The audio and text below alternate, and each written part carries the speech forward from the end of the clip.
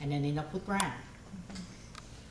And like I tend to end up having little kids come to me at the library for art lessons. And so I'll take paints and I'll show them. If you identify the pigment color on the paint, no matter what the name of the brand name is, it will match your painting. But if you don't, if you just try to find, oh, this says lipstick red, I wonder what color that is, you'll have a mess. And an example in point is this beautiful transparent violet. On the dragon I was doing, I wanted some violet for the wings. And we were doing a Dick Blick order, so I ordered this FW because I hadn't discovered how much I like Liquitex then. And I didn't take the time to look at the pigment numbers. I just ordered, you know, a velvet violet. That sounded good. If I looked at the pigment number, I would have seen that it had PY6 in it. That is titanium white. PW6. PW6, thank you. It helps to have an art teacher in the house, that's all I can say. PW6. It's titanium. Titanium is opaque. Zinc white, I kept questioning, why do I have two whites in my golden? Why do I have a titanium white and a zinc white? And the reason is zinc white is transparent. You can lighten your colors with it and maintain some transparency. Titanium white is opaque. For those of us that don't know a lot about pigments, do you have a particular resource online for us to search, or not necessarily because you have an in-house resource? Can we have the phone number so we can talk? Yes, I'll give you our phone resident. number. Dick Blick is one of the best sites for letting you get product information about the products. Liquitex is fantastic. You can get a single page chart of all their pigments. Now these pigments, whether they're in inks, in their oil paints, whatever, it's complete with the pigment number. In print, I don't, as a public librarian, believing people should get their books from the library, I don't usually say this. But if anybody was going to buy a book to keep in the house at the Bible, you need the Artist's Handbook by Mayer, M-A-Y-E-R. I mean, you can learn to make your own pastels from scratch. You can know the light fastness of any pigment, the actual standard pigment number, pigment code. It's just invaluable. So if I'm not sure with the red, she says, well, what does that have the pigment? You know, she didn't know off the top of her head, which she usually does. And I give it to her. I say, what's, you know, PY3 and PY83, and she'll tell me what it is.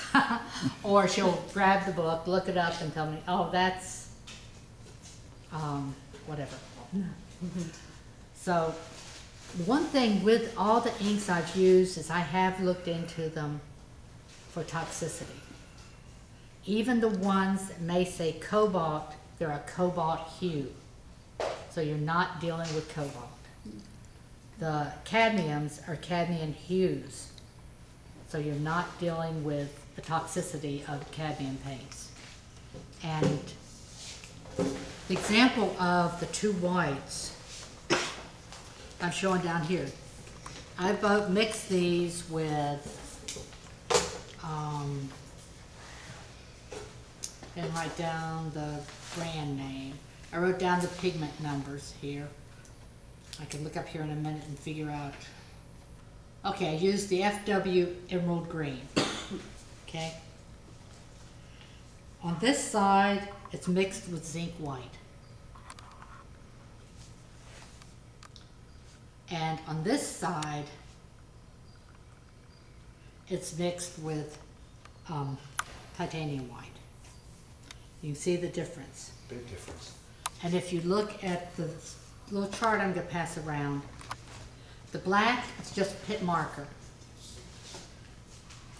which I was glad that Sally did the pit marker thing yesterday, because I didn't bring mine, ones I showed last year that I used so much. But just since they are India ink and I wanted you to have some contrast, I used pit marker. These are the inks that I used. And then I used it straight here mixed with zinc next to it, straight here mixed with titanium, and y'all can see really the difference in the transparency. Excellent example. Well, I was going to do one of these today with the pit markers, and that's when I found they weren't in my bag. That is cool.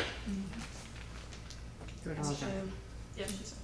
Now, two that I use and I do like them, but not for my primary surfaces, are the golden. When I'm getting closer to the end of my scratching, I want to really brighten up the colors. The golden is a fluid acrylic, and that does not mean just a watered down acrylic, because the pigment is intense.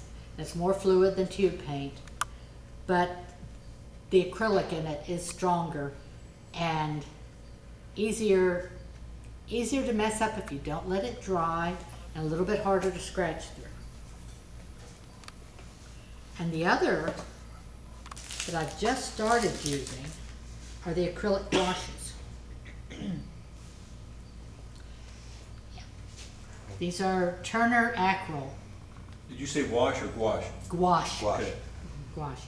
So they are opaque, but they are acrylic. So if you're working on an area of color that you've pretty much finished the scratch and you really bunged it up, you can pretty much cover it up with these and just not count on doing that much scratching through them. You can do some, but you have to be careful and use a very sharp blade. So, And do they come in more than the 3 colors? Or yeah, that's just what you this had? was a sample set that Dick Blick threw in when I bought the inks. And I was very happy that they did that because I've really used them.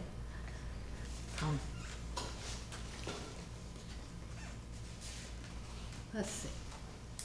One other thing I use that if I overuse it can be kind of tacky, but used sparingly can really punch up an area of a painting. This is the Winsor Newton Iridescent watercolor medium. And even though it's a watercolor medium, it is totally, you can work over it when it dries. So this is an example. I'm going to be using some of it in the dragon's wings. Used too much and, you know, it looks like a Michael's craft item. Sorry if I've insulted Michael Craftsman. Okay. So what I did here, look at this, is the center are the straight pigments, FW, ampersand, Liquitex, and Inktense. And across the top, when it was dry, I just brushed a thin coat of the medium. Down below, I mixed it with the pigment while wet. Pretty heavily. I put a lot in so you could see the effect. Ordinarily, I wouldn't put that much. But the effects I really go for, you can see in this green Liquitex. And this is what the medium looks like just by itself when it's dry.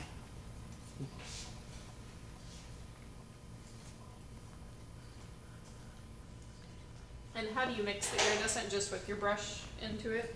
Mm-hmm.